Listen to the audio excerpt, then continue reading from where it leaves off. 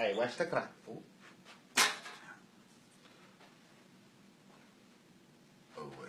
Hey, watch the cracking. A lot of people are like freaking out on the internet and shit and in real life and everywhere else because we just had an election. And I can understand why people would get really, really effing freaked out, bro, because yeah, these people have just elected Donald Trump. And it has a lot of people very concerned, very worried, very scared. I went on the internet looking for one of my friends. They had deactivated their account. I mean, this is what's going on. And so people are tripping. You know, people are tripping because when they think about what it is that when they think about what Donald Trump promised his base, it's truly entirely frightening. You know, I glanced at like a page that showed what he said he was going to be doing in the next 100 days or so, in the first 100 days of being in office. And some of it involves, you know, attempting to repeal Obamacare, and quite a number of things. I don't want to make this a very long report because, you know, I got other stuff to do. But I just wanted to express a little bit of something so that there can be some kind of calm. This event that is taking place right now it's unnerving to a lot of people. If you are not cisgender, if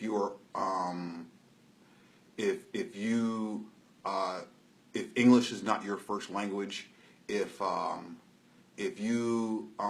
your citizenship status is an issue, if you're not an able-bodied person, there are a lot of people who are imagining the worst, and I am not in a position to try to tell you that the worst has already happened, because we're only beginning to see what's going on. The only thing that I can do is there really is a part of what's going on and a worldview and a perspective that some people are putting out there that's beginning to confuse a lot of people. So let me see if I can make this as clear as possible. The reason why some people are not freaking out about this is because we already knew that it was going to happen. On election night, November 9th, 2016, a lot of people began to freak out because Donald Trump reached 270 electoral votes, defeating the DNC campaign. You know, it's what happened. And many of us knew that that was going to happen the moment that Hillary Clinton was nominated or coronated or whatever it is that you want to see, that you want to say. This is the best explanation that I can give for you. You know, the only chance that we had to defeat Donald Trump was by nominating Bernie Sanders. There weren't many mathematical scenarios that would have allowed Hillary Clinton to win. And what I mean when I say that is that any person who ever told you that it was possible for Hillary Clinton to become president of the United States was lying to you. Very simply put, Hillary Clinton will probably never become the president of the United States. And the very core reason for that is that there are more people who dislike Hillary Clinton than there are people who like Hillary Clinton. This has nothing to do with my personal views. This is the math. These are her poll numbers.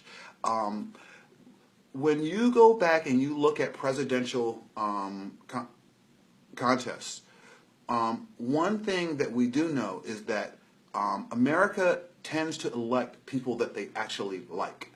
And any person that America doesn't like, they normally don't elect. And you ask me, well, what happened with Donald Trump? How did he get elected? Most people don't like him. Yes, I agree. Most people don't like Donald Trump. And if you had asked me, you know, a year ago, could Donald Trump be president? I would tell you that probably not. I might have even said it with certainty, like, oh, hell no. Donald Trump could never fucking be president. Like maybe a minute ago, I said that about Hillary Clinton. And the reason why is because they are both extremely polarizing figures. And they are people who, there are more people who dislike them than there are people who like them. So if you go out and you're going to do a poll and you ask people one by one, do you like Hillary Clinton, yes or no? Most of them are going to say no. The exact same thing happens when you run that kind of a poll for Donald Trump. Do you like Donald Trump? And most people will say no. Now, the polls that they were showing you throughout this entire election was what happened when people asked you, do you like Hillary Clinton or Donald Trump? And given that choice, a lot of people were saying Hillary Clinton. And that's the polls that Hillary Clinton's campaign team were presenting to the public. The problem and the issue with that is that most of the polls that they were showing were small samples and fairly cherry picked. And what I mean by that is that a lot of the way that they got their respondents was they called landlines and they also they mailed physical addresses. And the people who responded to that were allowed to participate in their surveys. The surveys were done on the internet, and some of the people who they actually contacted didn't have internet service, and they had to provide it in order for these people to take the survey. So when you're looking at the polls that showed Hillary Clinton ahead, all of these polls were very small samples and very cherry-picked. In essence, when you saw that Hillary Clinton was leading Donald Trump by this much, or Hillary Clinton was leading Donald Trump by that much, it's very possible that those polls were entirely inaccurate. It is possible that Donald Trump was in the lead the entire time. You know, and that's the issue, is that the data just wasn't available. You know, and so I probably told people a year ago, you know, that the person that we needed to get around, you know, that we needed to gather around and to attempt to nominate and elect was Bernie Sanders. And the reason why is because even when there were still full fields, you know, even when we were looking at that line of a dozen Republicans trying to be president, even when it was, you know, Hillary and Bernie and a third candidate, you know, even when this took place, when you looked at all the polls, Bernie Sanders had the best chance of winning. And the reason why Bernie Sanders is not the nominee is because of the way that the DNC conducts itself. So that's where we're at. If you look at hashtag #DemExit, or if what you'll notice is that there are a lot of people who either have been longtime DNC members or who are independents who have voted DNC for a very long time, and they and these are the people who normally elect a DNC president. You know, we're talking about the Obama coalition. These are people who elected Barack Obama twice. And Hillary Clinton wanted that same coalition. The problem is that they were already committed to Bernie Sanders. And so when Hillary Clinton was nominated or coronated or whatever it is that you want to call it, when Debbie Wasserman Schultz presented Hillary Clinton as the nominee, it freaked a lot of people out. And a lot of people said, during the time that people were saying, oh, vote blue no matter who, what a lot of people responded with was, there were some people who said Bernie or bust. There were some people who said #DemExit. But what was communicated, what the rank and file, liberals, independents, and progressives, what they tried to communicate to the DNC and to the Clinton campaign was that if Bernie Sanders was not the nominee, then they would not vote DNC, no matter who the Republican nominee was, even if it happened to be Donald Trump. So Donald Trump got nominated. Bernie Sanders did not get nominated, and the people who probably would have come out to vote for Bernie Sanders did not come out to vote for Hillary Clinton. And that is what happened. Now, what Donald Trump could or would or might do with all three branches of government at the same time, you know, He's got the executive branch, the legislative branch, and he even gets to name a Supreme Court nominee. Now, again, you're going to have a Republican president, Republican Congress, Republican Supreme Court. And a lot of people are freaking out because they think that Donald Trump is going to sail a bunch of really draconian measures through, and he probably will attempt to. It is possible. The thing is that we really have no idea what might actually happen. You'll probably see a lot of legal challenges.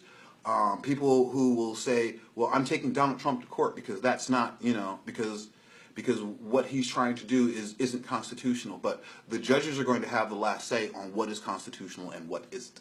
If you go back to the 2000 election with Al Gore and George W. Bush, the reason why George W. Bush ended up being inaugurated is that the Supreme Court judges had all been appointed by his father.